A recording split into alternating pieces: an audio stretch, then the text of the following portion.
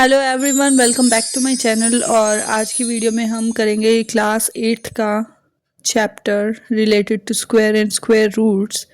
और इसमें मैं आपको बताऊंगी कि कैसे किसी नंबर का स्क्वायर रूट हम डिवीजन मेथड से फाइंड कर सकते हैं। तो इसके लिए सबसे पहले तो आप बार्स खींचने लगोगे यूनिट प्लेस से। ठीक है, यूनिट प्लेस से आप पेयर्स बनाओगे। जैसे यहाँ पे बन रहा है 29 का एक पेयर, फिर एक नंबर सिंगल रह गया यहाँ पे हमारा 5, तो उसके ऊपर भी बार आ जाएगा। तो अब हम ऐसा एक नंबर चूज करेंगे, ठीक है, ये 5 है। ठीक है, 5 से छोटा 2 का स्क्वायर 4 होता है, और इससे बड़ा क्या हो गया 3 का स्क्वायर 9 होता है। तो अपन 3 लिखने की बजाय छोटा नंबर लिखेंगे 2। अब 2 आपका ऊपर गया एज अ क्वोशिएंट। अब जो भी नंबर आप ऊपर लेंगे उसका डबल आप कर लेंगे। ठीक है, तो 2 2 ज़ा 4 नीचे रखेंगे। अब यहाँ पे ट्रायल और एरर से हम देखेंगे कि कौन सा ऐसा नंबर है जिसको मल्टीप्लाई करेंगे जो हमें ये 129 मिले। तो 42 मतलब 4 के साथ अगर हम 2 लिखेंगे तो 2 से ही हमें उसको मल्टीप्लाई कराना है। यहाँ पे हमें देखने को मिला ये 84 आया है, तो ये रॉन्ग है। फिर हम नेक्स्ट नंबर लेंगे 3 में हमें मिल गया, तो our square root is 23। Now let's see second part. इसमें है 729। यूनिट प्लेस से हम बार बनाना शुरू करेंगे, पेयर्स लेना शुरू करेंगे।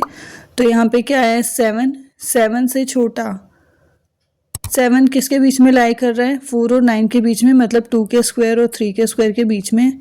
अगेन जो छोटा नंबर होगा हम उसको लेंगे।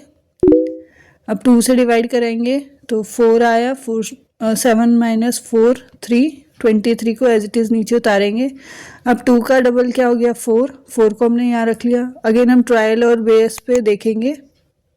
अब बच्चों देखो यहाँ पे 329 है, तो 9 है। 9 किसकी यूनिट प्लेस हो सकती है 3 3 ज़ा 9 या 7 7 ज़ा 49। ठीक है, तो हम इन दोनों नंबर को 1 बाय 1 चेक करेंगे। तो यहाँ पे आया हमारा 47, तो 7 हमने ऊपर लिख लिया और रिमाइंडर आया हमारा 0। हमें तब तक सॉल्व करना है जब तक हमारे पास रिमाइंडर 0 नहीं आ जाता। ठीक है, तो यहाँ पे हमारा आंसर है square root of 729 is 27। Now अगर आपके पास डेसिमल नंबर है तो इसमें भी सेम चलेगा। आप यूनिट मतलब डेसिमल के बाद जितने नंबर हैं उसको एज अ पेयर बार बनाना शुरू करेंगे। ठीक है, यहाँ पे 12 है। अगेन 12 3 के स्क्वायर और 4 के स्क्वायर के बीच में आता है, तो मैं यहाँ पे डायरेक्ट लिख रही हूँ 3। ठीक है, तो इसको हम जैसे सिंपल डिवाइड कराते हैं वैसे करवाया। यहाँ पे देखो जब हम सॉल्व करवा रहे हैं तो मैं डेसिमल नीचे नहीं ले रही हूँ, हम बिल्कुल नॉर्मल तरीके से सॉल्व कर रहे हैं। डेसिमल हम ऊपर लिख लेंगे।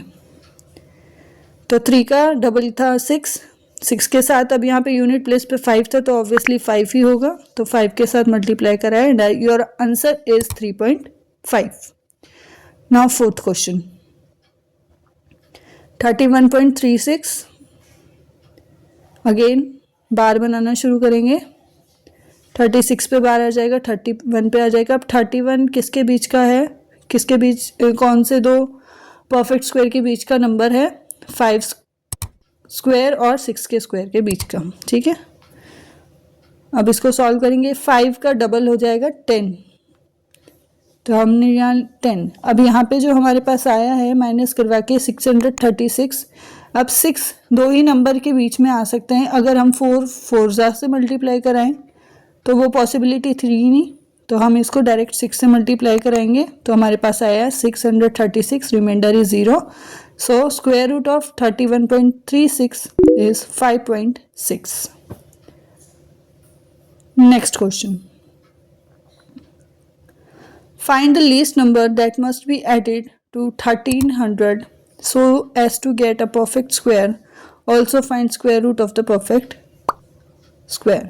इसमें बोला है कि ऐसा कौन सा सबसे छोटा नंबर है जो कि 1300 में ऐड हो सकता है जिससे कि हमें एक परफेक्ट स्क्वायर मिले।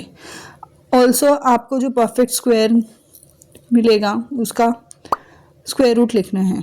ठीक है, तो बिल्कुल जैसे अभी मैंने आपको बताया था बार बना लेंगे वैसे सॉल्व करेंगे। अब 3 के स्क्वायर और 4 स्क्वायर के बीच में आता है।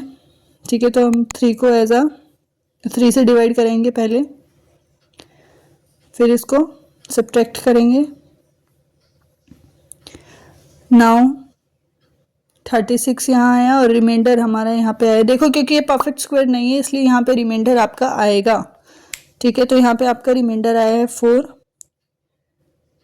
अब हमें पता है कि 36 का जो स्क्वायर है वो 1300 से कम है। क्यों कम है? क्योंकि रिमाइंडर बचा है इसमें।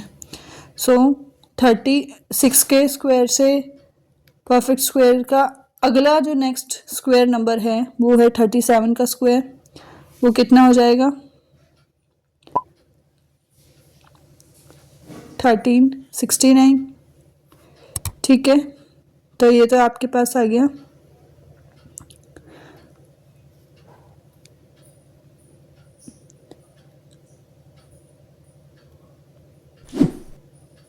हाँ, अब रिक्वायर्ड नंबर के लिए हम क्या करेंगे? नेक्स्ट परफेक्ट स्क्वायर में से जो गिवन नंबर है उसको माइनस करा देंगे, तो 69 इज द रिक्वायर्ड आंसर।